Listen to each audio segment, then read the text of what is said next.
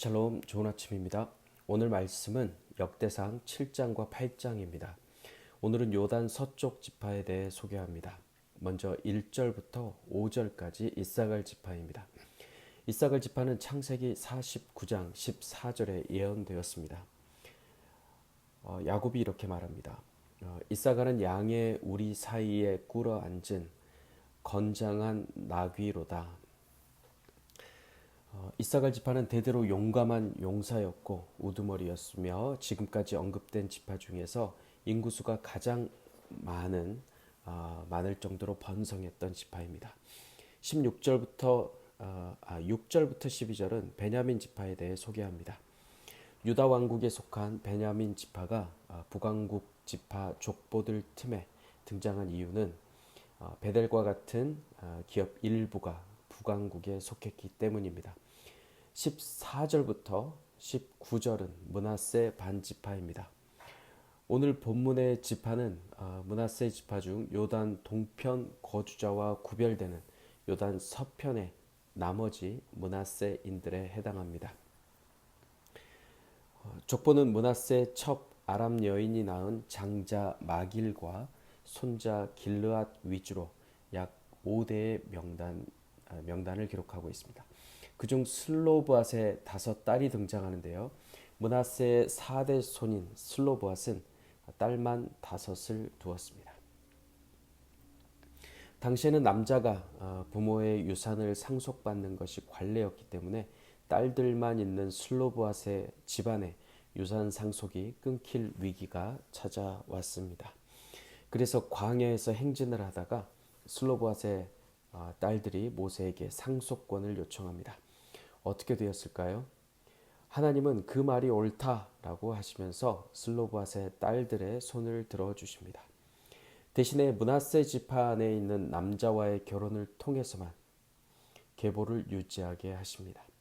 우리 한국 사회도 보통 남자를 통해 족보가 이어져 갑니다. 하지만 하나님은 남자, 여자 모두 계보를 이을 수 있다라고 선언하셨습니다.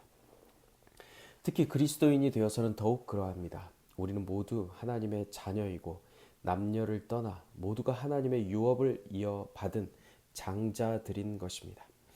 오늘 7장과 8장에 등장하는 이스라엘의 여러 지파 중에 특히 요셉의 후손인 에브라임과 므낫세 그리고 베냐민 지파의 용사들 명단이 나옵니다. 그들은 하나님께서 기업으로 주신 땅에서 적극적으로 싸우고 헌신해야 할 공동체임을 강조하고 있습니다. 또한 그들은 하나님의 군사로 부름을 받은 용맹한 자들입니다.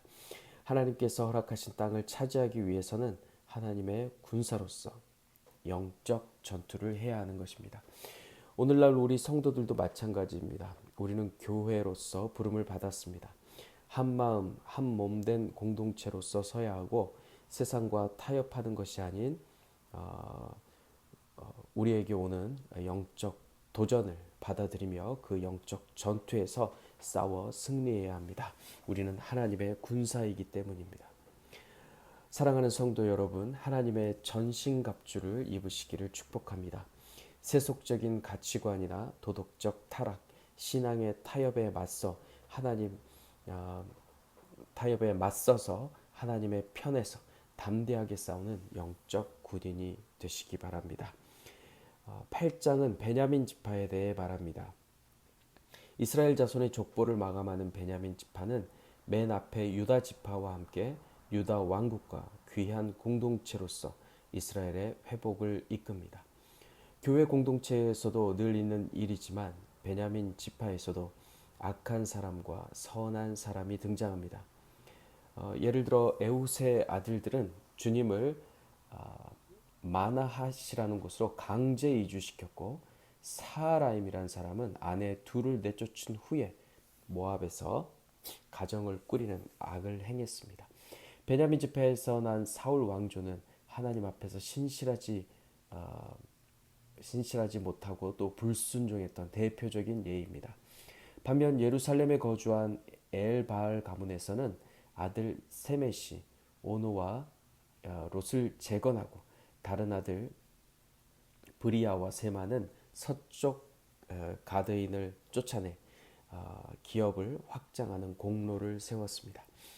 베냐민 지파는 포로 귀환 후 유다 지파와 함께 신앙 공동체를 유지하며 중요한 역할을 했지만 다른 면에서는 사울 왕조를 거치며 하나님 앞에 신실하지 못한 역사적 실수를 저지릅니다.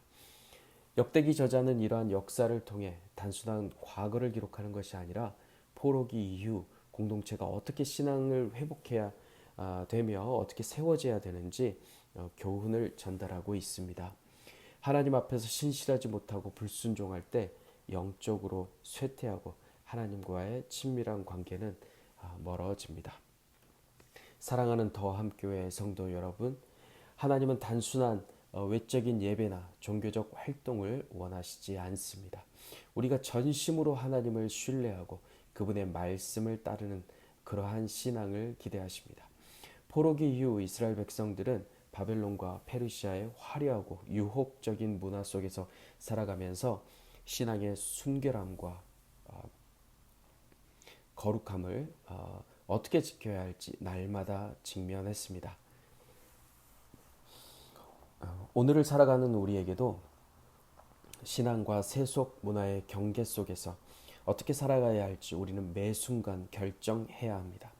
성경에서는 말씀과 기도로 거룩하여진다고 말합니다. 세상의 가치관과 문화가 우리의 눈과 귀를 어둡게 할 것입니다. 하지만 그 가운데서도 말씀과 기도로 하나님을 온전히 따르며 신앙의 순결을 지키는 성도님들 되시길 주님의 이름으로 축복합니다. 아멘.